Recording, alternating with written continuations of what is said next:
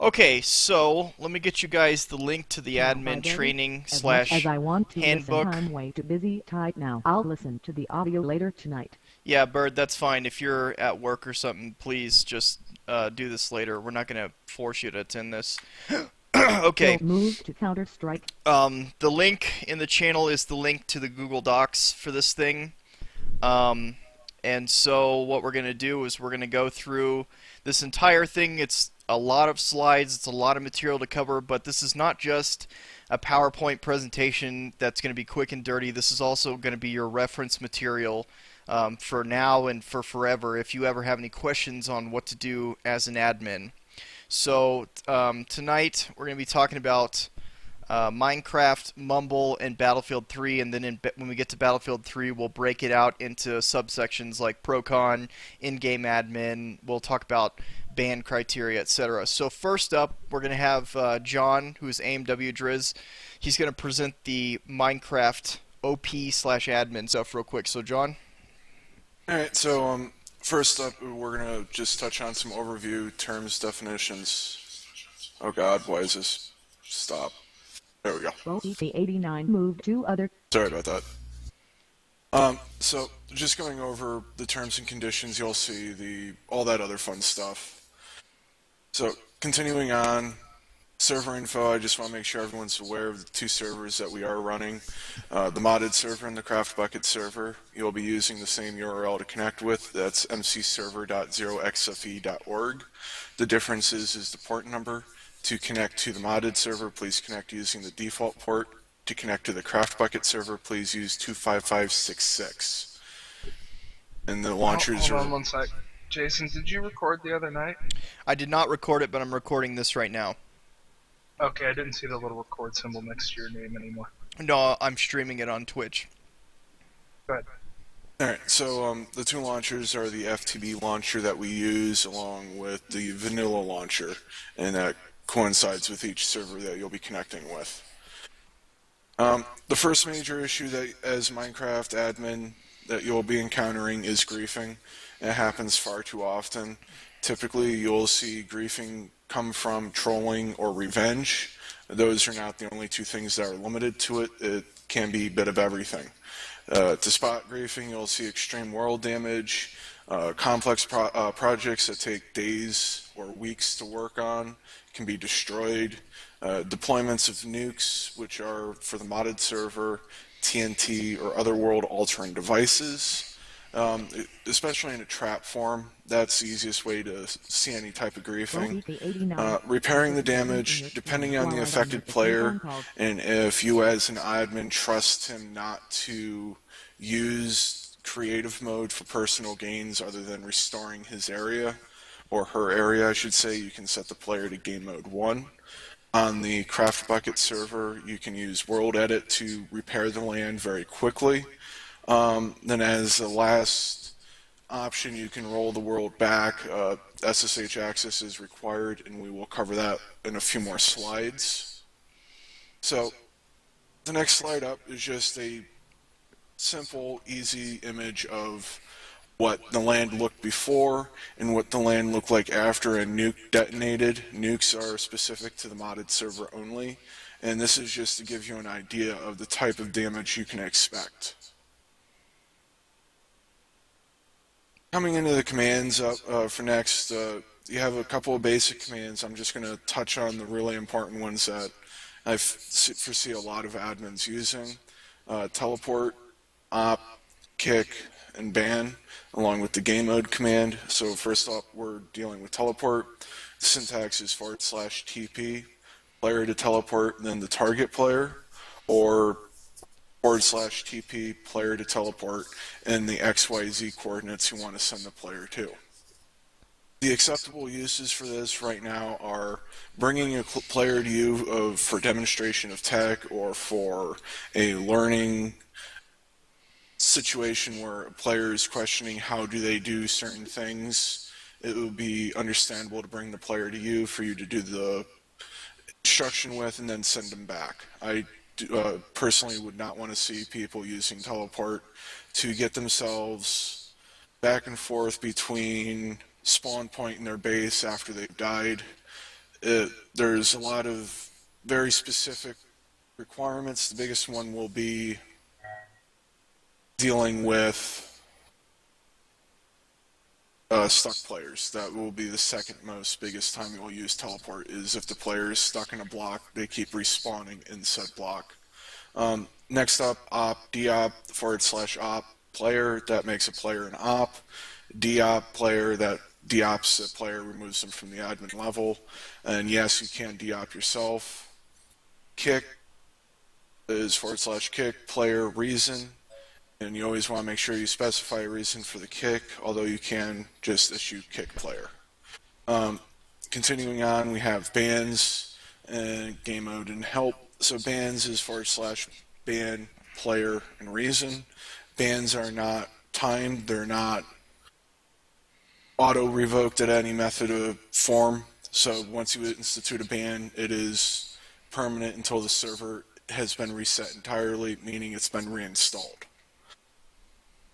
Game mode, it's /game mode target, and then 0 or 1. 0 is survival, 1 is creative. And if you ever have any questions about specific commands, the help command's always your friend. You can always do /help, and then it will list out pages 0 through whatever is available on the server, and you can always reference what commands do. So there's also another level of commands. This boils back to earlier about griefing, root level commands or SSH access. In order to execute these commands, you do need SSH access. The syntax is sudo service Minecraft, and then the specific command. A short list of them is help, start, and restart. To get a full listing of all commands, you do help, and it will list you out every command that's available for the service. Now, with SSH access, I am controlling the servers. They are my servers. I am providing them free of charge to the clan. They are being hosted off of my home internet connection here, off of my business line. So that's all out of my pocket. If you guys need SSH access, please make a request to me. Identify which server you need it for, and then demonstrate a level of trust that is given with this access. Ban requirements, as I said earlier, all bans are classed as semi-permanent, meaning there's no way to auto-revoke them, there's no cooldown, there's no timer. To qualify as a ban at current time, a player must have performed one of the following offenses: that's griefing, harassment towards other players in the continued sense, and using a hacked client. Again, I want to stress out to people, bans are classified as semi-permanent, meaning just can't revoke them as easy. So harassing other players, that's a good kick requirement. Griefing is another good one. If you see them just starting to grief, definitely we don't want griefers on the servers. And then PvPing inside of a safe zone, i.e. spawn. If people are in there and they're PvPing new players, that really doesn't bode well to new people coming onto the servers. And really, next is excessive foul language. We're all adults. We use foul language. It's understandable. We just don't need to be dropping F-bombs every single second. Then breach of conduct as outlined by Article 1 of our charter. That's just more of the golden rule, so to speak, of what everyone should treat each other as in society. So, ban reporting. You ban someone from the server. In order to do a ban, we need to know the Minecraft username, the specific server user was banned from, because there's no shared list. It's pretty much manual. Once you enter it on one server, it can be duplicated over to the others, but it's not automatic.